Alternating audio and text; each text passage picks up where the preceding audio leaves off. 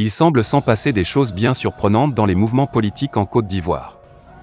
Derrière les appels à la mobilisation de part et d'autre, des leaders du Parti des peuples africains Côte d'Ivoire, PPACI, et du Front populaire ivoirien, FPI, se joue une épique bataille de racolage de militants. L'enjeu dépasse le cadre électoral. Les deux partis sont des frères rivaux qui veulent chacun montrer à l'autre sa supériorité numérique. Le décor en avait déjà été planté par l'ex-chef d'État, Laurent Gbagbo, lors de l'annonce de son retrait du FPI, le 9 août, quand il déclarait laisser l'enveloppe vide du FPI à Affi N'Guessan, et en emporter le contenu. Ce défi, l'ancien Premier ministre et ses partisans tiennent visiblement à le relever et ils s'en donnent les moyens. Dans les bases, on remobilise les militants et on explique comment, selon le camp Affi, le fondateur du PPACI de retour d'exil le 17 juin, a dû faire échouer les différentes tentatives de conciliation entreprises par son premier chef de gouvernance pour aboutir à un règlement consensuel de la crise de leadership interne qui minait le parti.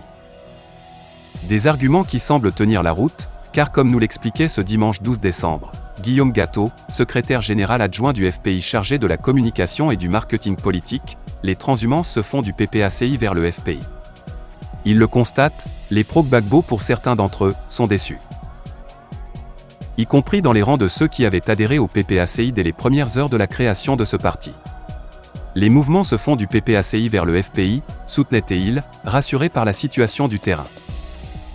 Le PPACI, au vu de ces informations, a sans doute de quoi s'inquiéter, surtout que statistiquement le SGA du FPI chargé de la communication estimait de façon sommaire le nombre d'adhérents au FPI à environ 129 800, pour ce qui concerne uniquement les responsables.